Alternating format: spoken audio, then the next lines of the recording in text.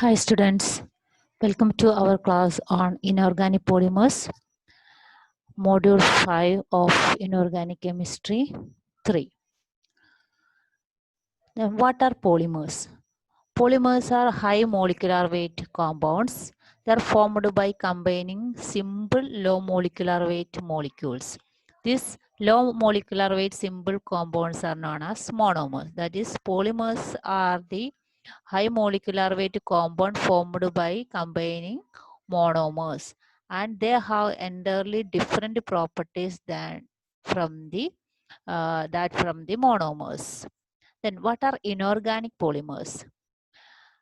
Organic polymers are mainly made up of organic molecules like ethylene, propylene, etc. So their backbones are made up of carbon atoms. Okay, but in inorganic polymers, the backbone of the polymers are made up of atoms other than carbon, such as silica, phosphorus, nitrogen, sulfur, etc. They do not burn, and most of them are made up of highly polar monomers. In the case of organic polymers, many more organic polymers are made from the non-polar monomers like ethylene, propylene, styrene, etc. But in the case of inorganic polymers, most of them are made up of more polar molecules, so this dissolved in polar solvents. These are less ductile than organic polymers, and they obtained in pure crystalline and pure amorphous form. But the organic polymers has amorphous phase and crystalline phase in the same polymer sample. But in the case of inorganic polymers, we can obtain it in the pure crystalline and pure amorphous form. And the inorganic polymers are stronger, harder, and brittle than organic polymers. Examples of inorganic polymers include silicons, polyphosphates, polyphosphazine, polycarbonates, polymeric sulfur nitrates, etc. Then first, we can focus on the silicons.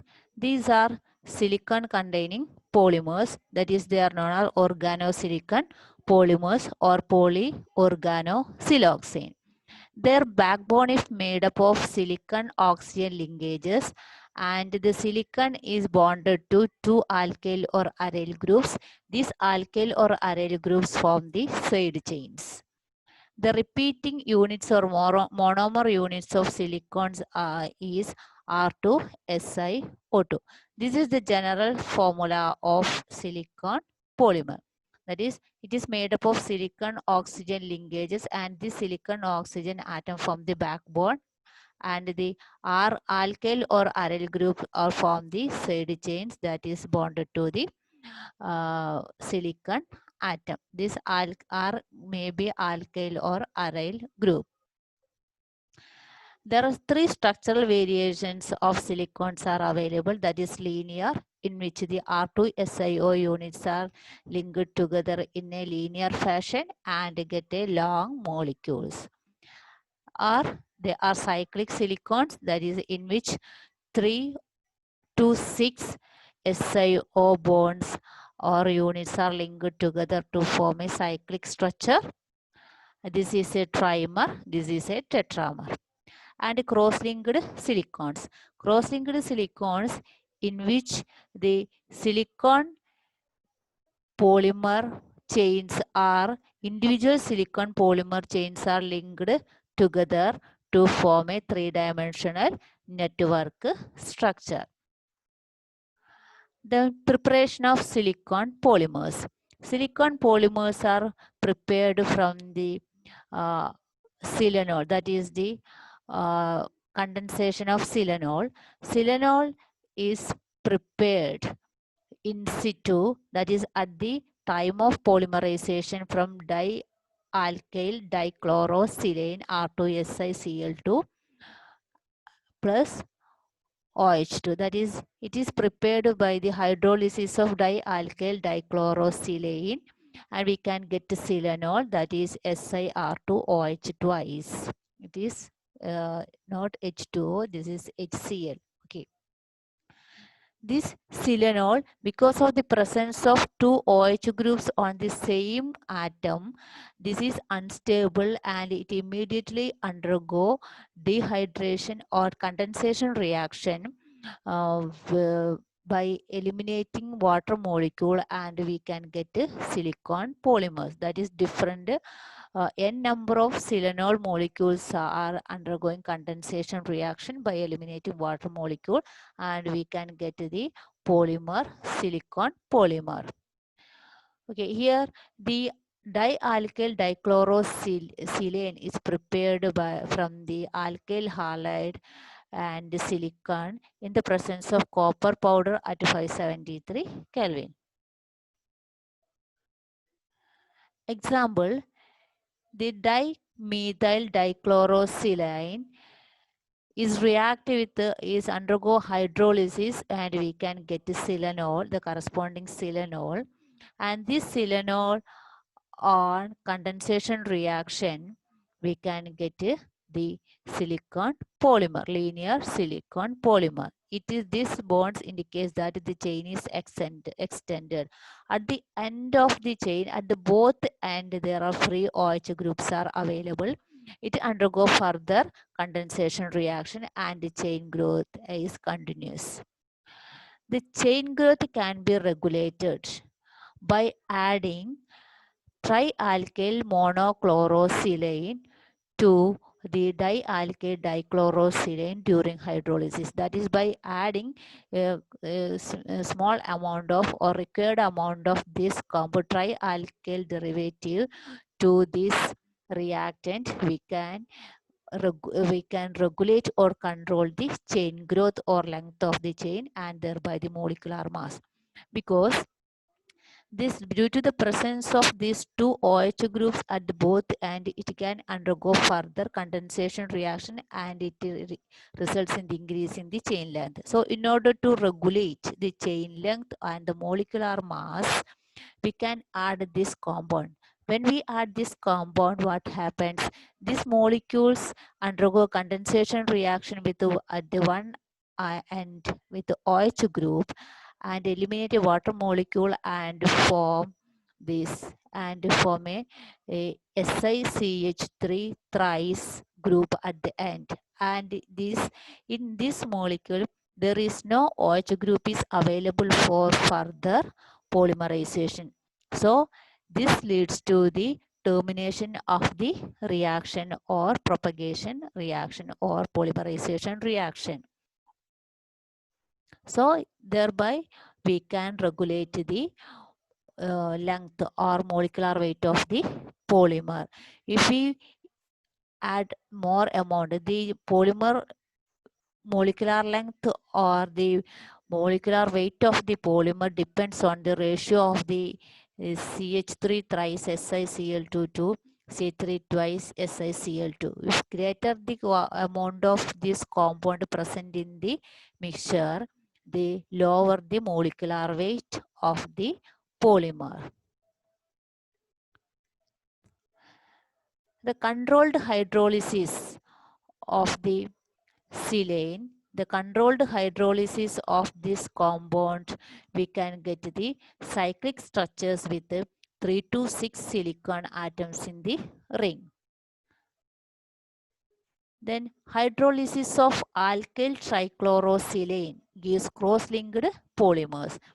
In the case of in the case of linear chain polymers or cyclic structures, we can use dimethyl silane.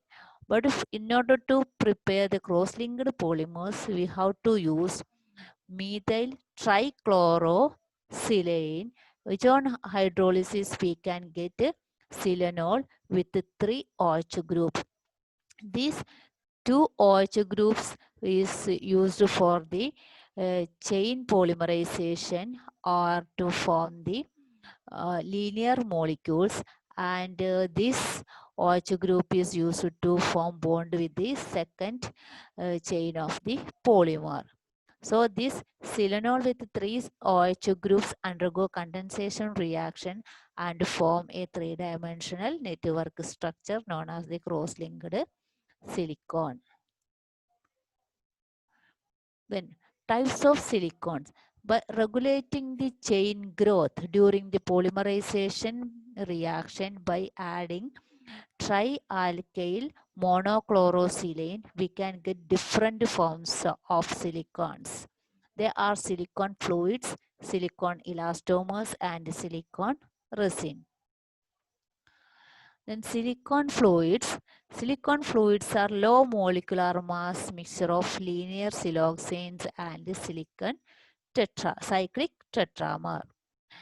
This linear molecule contain 20 to 500 repeating units, and they have different boiling point and viscosity. That is, the viscosity and boiling point of these silicon fluids depending upon the proportion of the linear and straight chain molecules and ring or chain size of the molecule.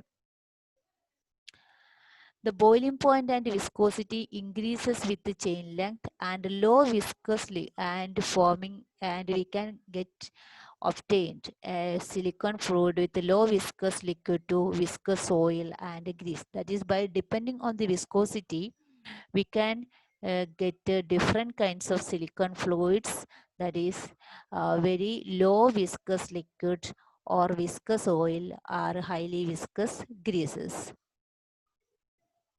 The applications of silicon fluids or silicon oils are lubricating. Due to the lubricating and water repelling nature of the silicon fluids, they used for waterproofing paper, textiles, wood, etc., and for treadmill belt. It is used as a lubricant. It is also used in car and shoe polishes and for treating glassware and fabrics, to remove article from the mold after molding a article.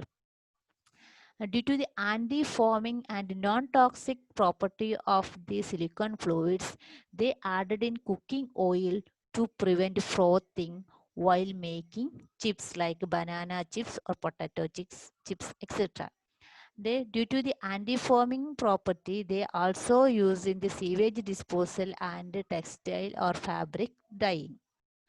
Due to the thermal stability and non-volatile nature of the fluids, they used in high temperature oil bath and vacuum pumps.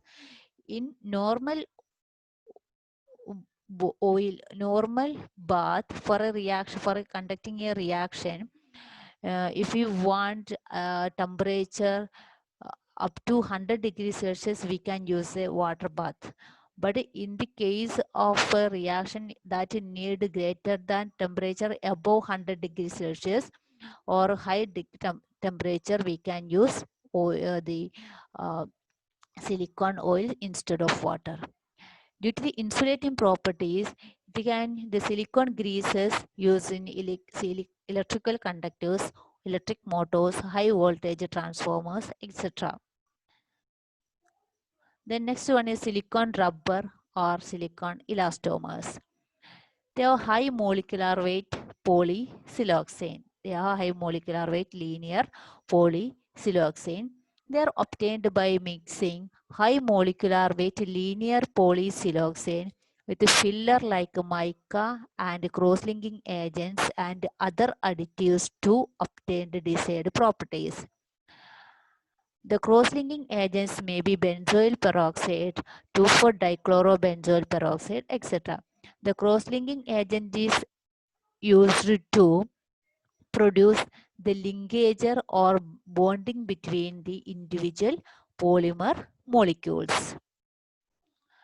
The properties: they have high thermal stability, low temperature performance, resistance to oxidation and chemicals, water repelling power, and flexibility.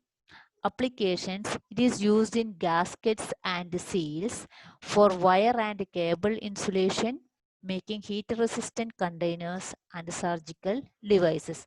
Gasket means that is a device or a circular disc-shaped device that is used to leak the gas or heat from a container. It is used in our in the lid of our pressure cookers or some containers, etc. It is a water leaking or gas leaking. It is used for to prevent the leaking of a gas or pressure from a container. The silicone resins contain high amount of ring structures. They have high cross-link density than elastomers. The cross-linking amount of silicone resins are greater than that in the elastomers. The property depends upon the alkyl side chains to silicon ratio. If the alkyl side chain to silicon ratio is lowered from 2 to 1, has a less fluid nature, less soluble, and less fusible. Most silicon resins have R to Si ratio between 1 and 1.6. The applications include electrical insulators and insulating varnishes for coating on metals, laminating purposes, and coating of cooking pans. It is also used for making printed circuit boards, IC chips, and also used in paints. Properties of silicon oil, silicon elastomers, and resins. They are chemically inert, water repellent, resistant to heat, oxidation, and chemicals, and they are insulator in nature. They are thermally stable and transparent to visible light. This is the something about the silicon polymers. Okay, I stop here. Thank you. All the best.